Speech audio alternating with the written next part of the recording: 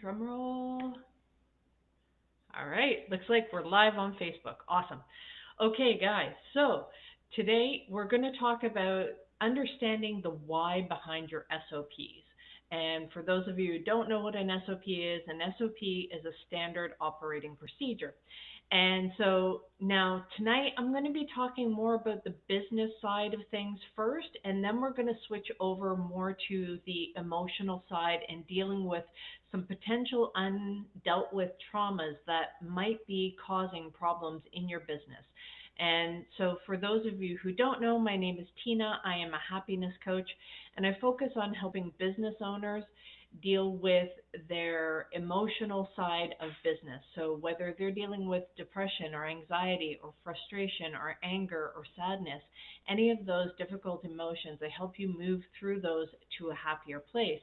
And I also focus on doing this by sharing my own personal experience, strength, and hope. And that also comes from my experience with trauma and how I've moved through that, and how these techniques actually apply in a change management situation in business. I've used these in business, and this helps with being able to mitigate any challenges that you're experiencing. And even if you yourself have not experienced trauma, I can promise you there's somebody on your team, there's somebody in your company, there's somebody as your customer, there's somebody that is a vendor or a supplier. Any of those people could have experienced past trauma. If it's not dealt with, the way that they deal with things can cause problems in your business. So being emotionally intelligent, emotionally aware, and understanding these things is going to be able to help you save a lot of money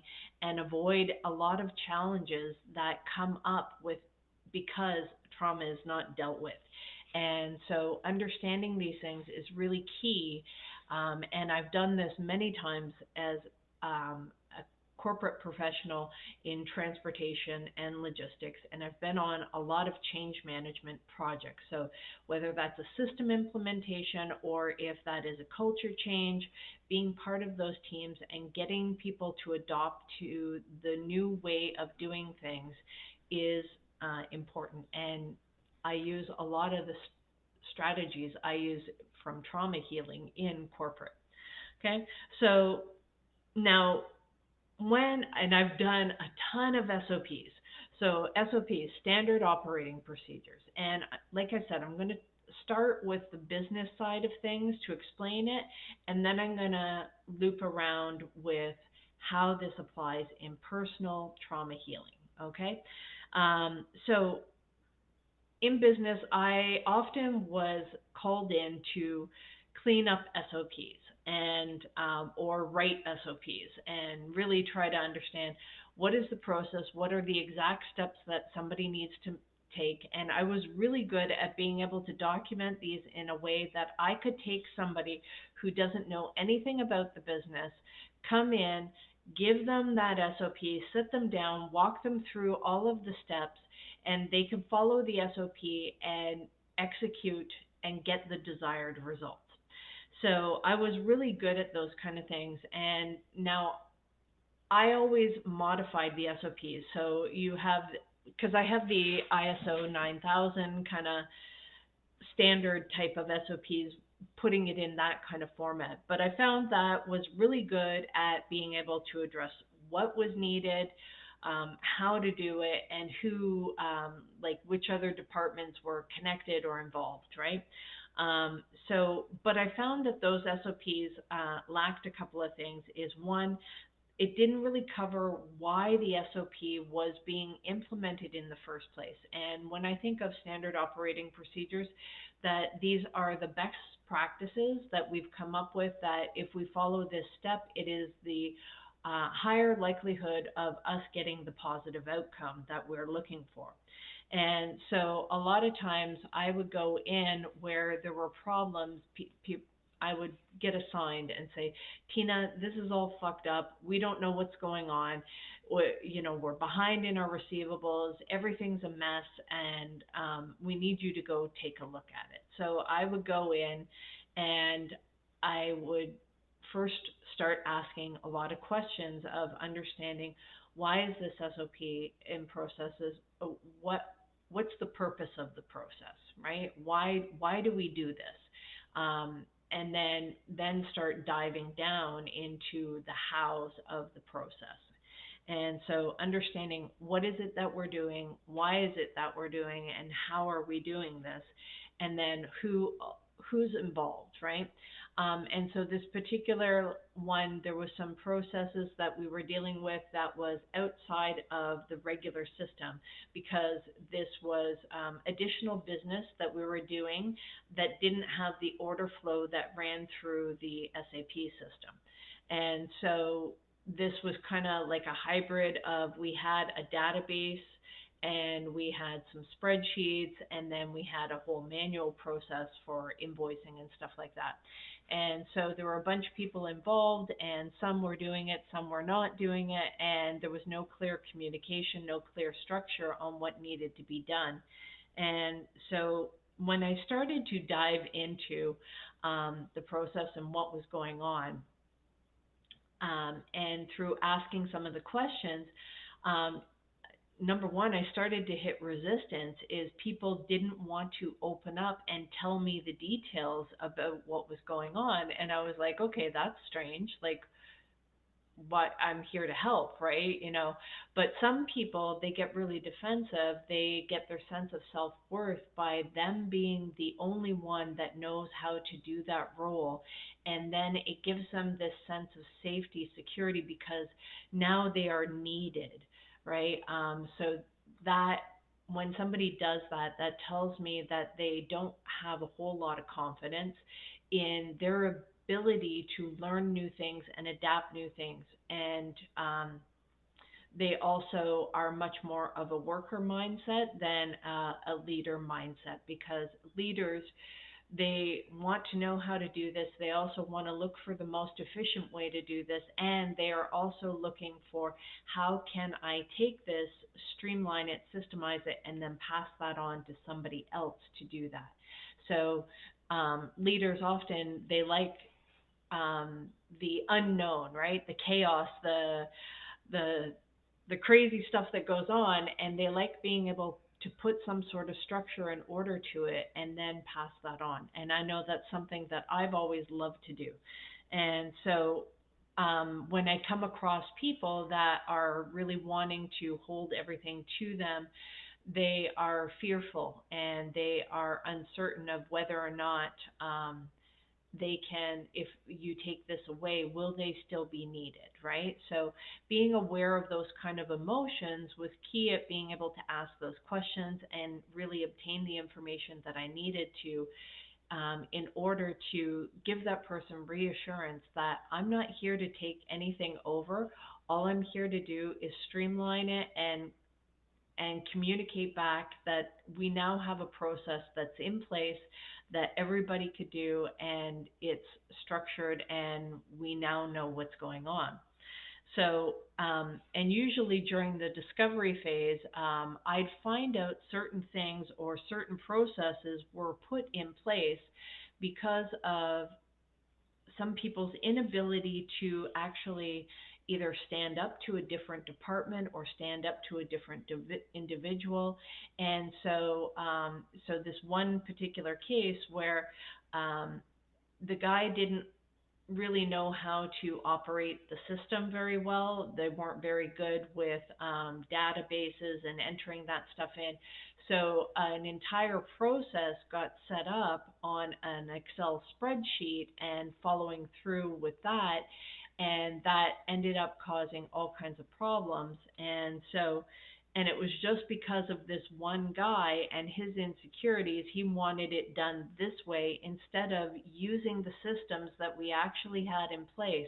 And this is a good example of how change management can come in and help the business because a lot of times people's insecurities will create these false SOPs, and there's much more efficient or effective ways to do this stuff. And the funny thing is as empathetic and as kind-hearted and as understanding as I am, I find it funny when people think of me as a doormat because I'm like, I can promise you, you were never on a project where I had to implement a system. Because when I am in that mode, I really don't care about feelings. Not that I don't care about people, I absolutely care about people, but I don't care about your feelings or if your feelings get hurt if we are following the correct process and we are doing the most efficient thing, right? And so being able to understand these things and get people online and get them in doing the correct things. So pulling this information out, and oftentimes you have to tear things apart, especially if they've set up these like wonky little systems and they've kind of put all these extra things in place. And so once you understand the process of, okay, who's doing what, where is this coming from, why are we doing this, and really developing that process and then going through a few iterations of it to make sure it's clean and that you've put in safety checks and system checks to be able to make sure that there's not duplications and there's not overlap and stuff like that. So understanding what the challenges were, and I found a lot of times extra work was being done because so you can listen to this. I do have it on YouTube, my Coach Tina B, and I upload those on my Coach Tina B 125 YouTube channel. So you can check that out for the replays. I will probably get to the point where I'll pull the audio from that and be able to upload that for a podcast. So I just have to focus on one thing at a time, but I'll get to that. But thanks for the suggestion, Brandon. Um, yeah, I know it's really late, but I've been busy doing a bunch of other things through the day. But yes, so understanding the emotions behind things, people will hold things close to their chest due to their insecurities, giving them that sense of comfort and knowing how to make them feel safe and still feel valued and be part of this process is important so that they don't feel deflated in the process. Now, I also, as I was talking with them, I found out some of the things, the extra work that they were doing was because they didn't know how to stand up to the operations team. So then I would go in and I would stand up and I would fight those battles. And then I'd find out that they would get really bent out of shape because I would hold them accountable for the things that they should have been doing instead of passing that off to you know, one of the other girls, right? So sometimes it's the girls that aren't very good at standing up for themselves, at being able to speak up, and they get upset about things and stuff like that. But when it comes down to business and processes and systems and stuff like that, I don't care whose feelings I've hurt. I've hurt the VP's feelings. I've hurt CEOs and all kinds of stuff because not because I don't care about their feeling, but I want a win-win. So if your ego and your pride is going to get in the way of the most efficient and effective process, I can promise you your feelings are going to get hurt because when I do this stuff, it is principles above personalities. And so when I'm going in and I'm tearing up a process or I'm tearing up uh, or just trying to uncover what's going on, sometimes it gets a little bit messy. Now, I do this in a very fair and communicative way, and I talk with the people and I build that confidence and trust so it's not so damaging to them. But if I where I will run into problems is if I catch people either covering things up, lying about things, not being honest, or not being open and transparent, then those kind of people I'm always going to have conflict with because if you're trying to hide things, you're trying to lie, you're trying to cover things up, I can promise you, you and I will have a problem, right? And I don't And the thing is I don't hold it against somebody. I know it's a fear reaction on their part. Either they were covering something up, they didn't want their mistakes exposed. And so that tells me that they have either been in situations before, they've had past trauma where they were highly criticized, they were demeaned and put down to the point where they feel it is a necessary and normal process to hide, lie, and cover things up. Just like kids, if they think they're going to get in trouble about stuff, they'll lie. They may not do it very well, but they will lie, they will cover up. And I think a lot of times, and I don't know if this was more because I've been in transport and logistics and dealing with a higher level of men. But I'd find that the men who are not emotionally aware, that they were not more in touch with their feelings and understanding those kind of things, they would become angry and defensive. They had two styles. One is they would project, and they would project that this is they would project by making it out to be somebody else's problem, right? That, well, the only reason I did it this way is because so and so said to do this, or so and so did this, or they didn't give me this, or they didn't give me that. So they would project the blame onto somebody else.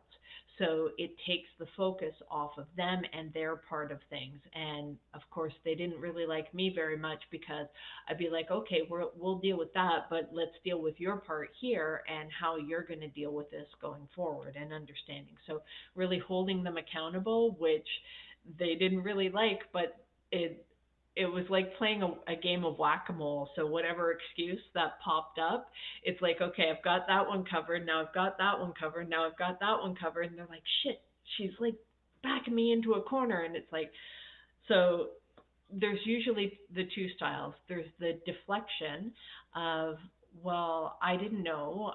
Nobody told me that. And it's like, it's not my fault, right? And then there's the projection where it's a deliberate blame of somebody else, right?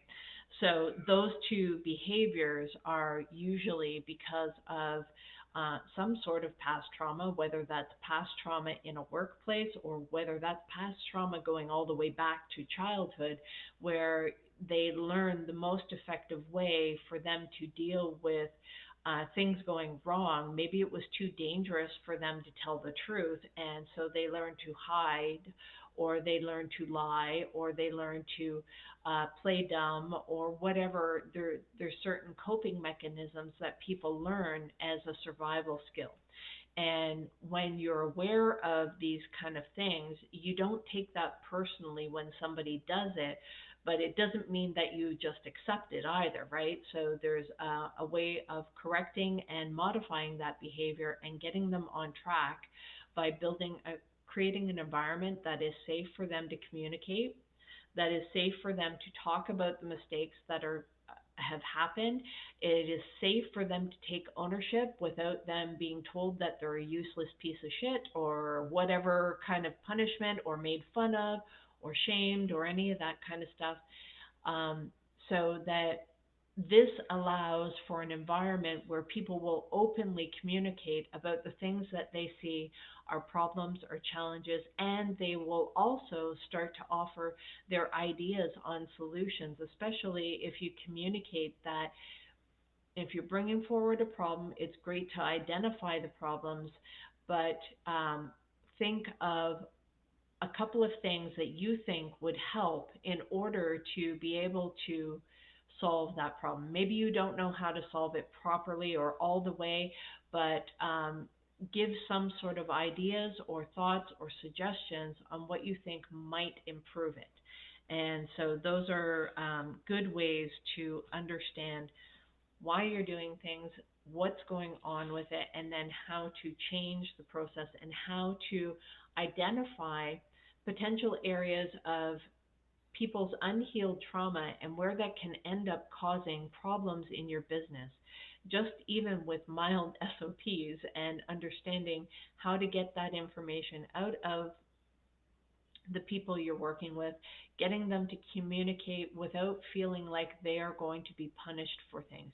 They will be held accountable for sure, um, but I always did it in a way that you're not in trouble here. We're just here to fix the process, to streamline this so that we don't have this problem. Because usually by the time I got called in, there was a lot of heat.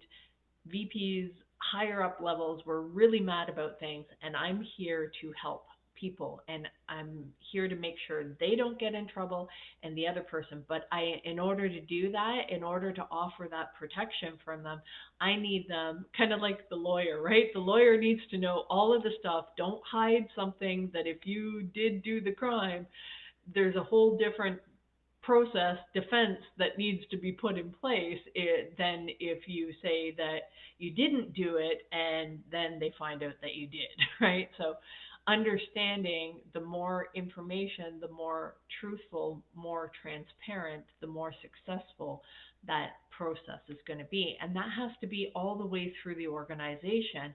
And that can't you can't create a culture of openness, honesty, and transparency if you're not willing to do that as the leader yourself.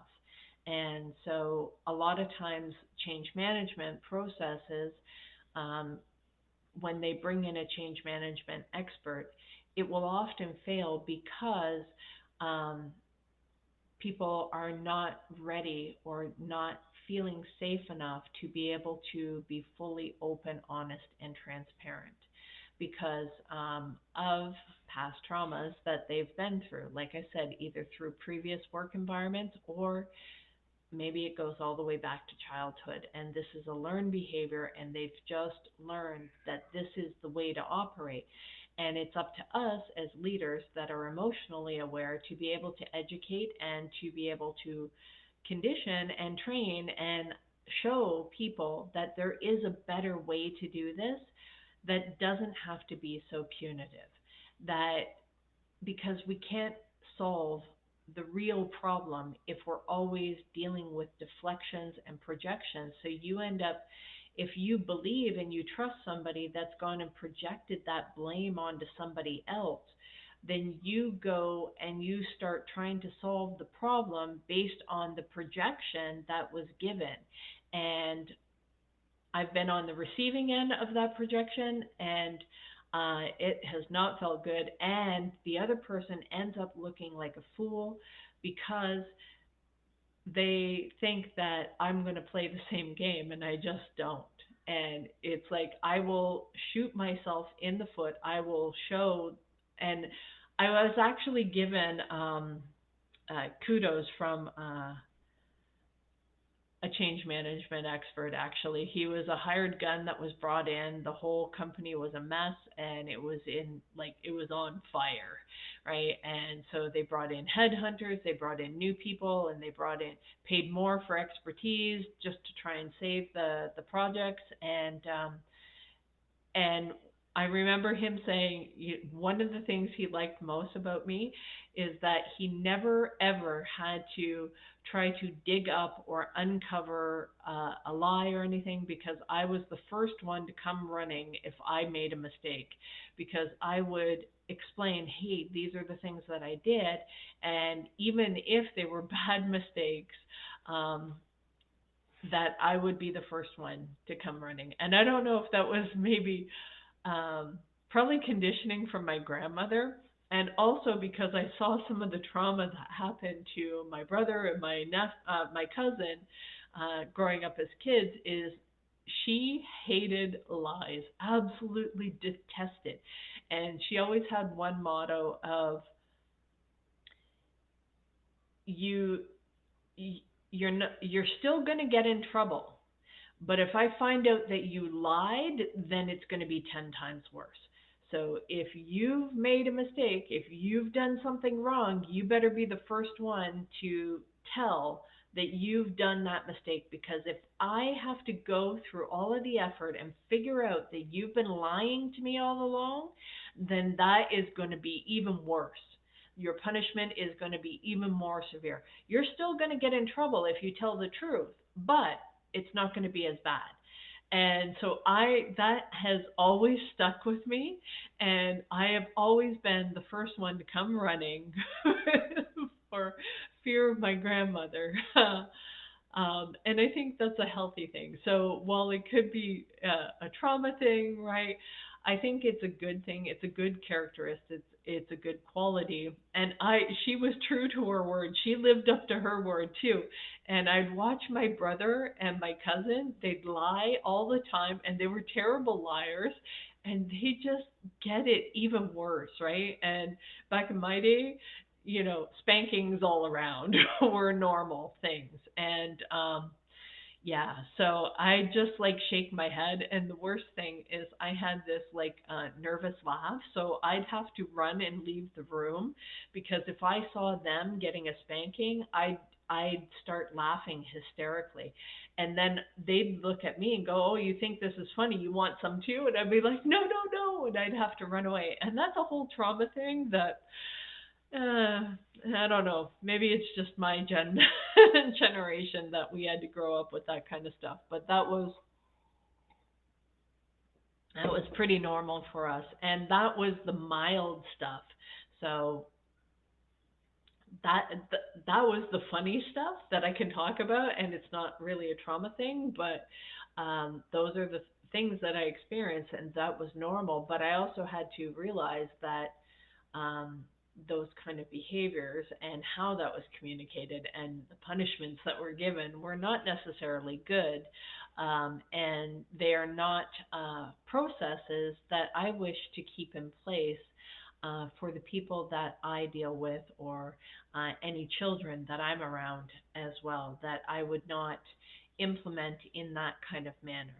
And so this kind of ties it back to SOPs because there were a lot of times that I would go in and I'd find out with SOPs of the reason that we had some of the SOPs in place were now no longer relevant, yet people were still following old processes and they didn't stop and look at why do we have this SOP in place? I don't know, we just do. We just have to do it this way.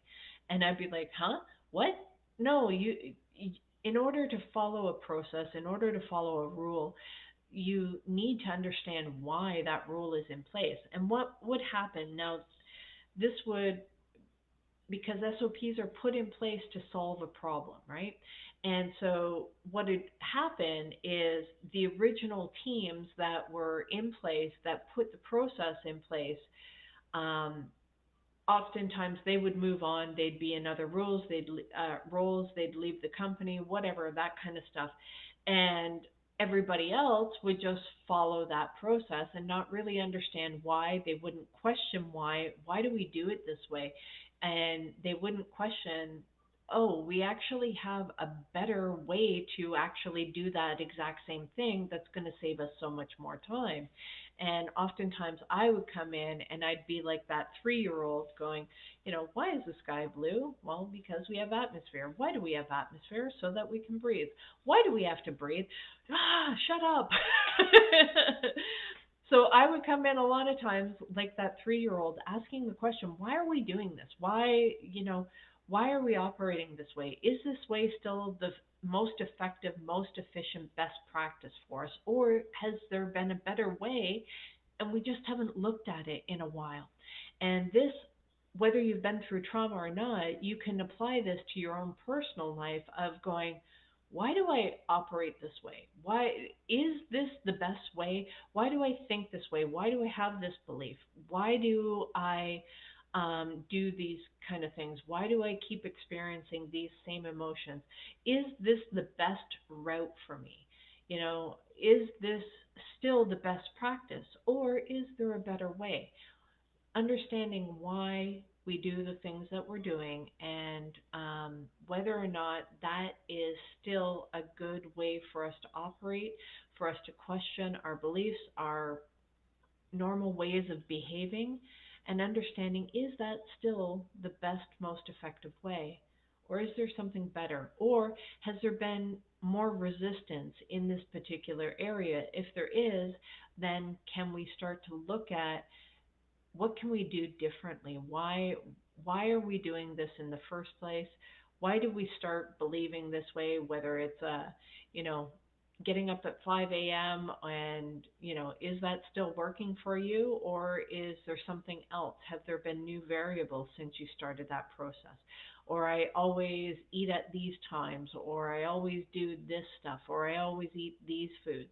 And being able to question why we're doing something is really important, on a personal level as well as a business SOP level. Of, is this still the most effective way? How do I feel when I actually do this? Does this give me the results, and is it causing other problems that I'm not aware of? Because sometimes I'd have to go in to clean up SOPs that were causing problems for another team, even though that one team swore by that process and they're like, no, this is the way we have to do it. And I'd find out and I'd go in, I'd seek to understand what is going on with them, why do they do this, what are the steps involved, how is everything connected, and then streamlining everything so that we can have the most effective process that everybody is on board with, right? So, doing this in our personal lives and our professional lives is key at being able to make sure that we are operating at top efficiency, that we are doing the best things that are best for ourselves and best for our companies. So, guys, if you're just jumping in, and I know this was super late and I focus more on business, and everybody's like, Tina, I'm going to be getting up in a few hours, or hey, maybe you're from the other side of the world and this is morning for you. So, either way, go to my YouTube channel, Coach Tina B 125, click on the subscribe button, and that way you will be notified once I've uploaded the replay of the live training that we've done here tonight. So, guys, I hope you found that helpful, and we will talk to you again tomorrow. Thanks, guys. Bye.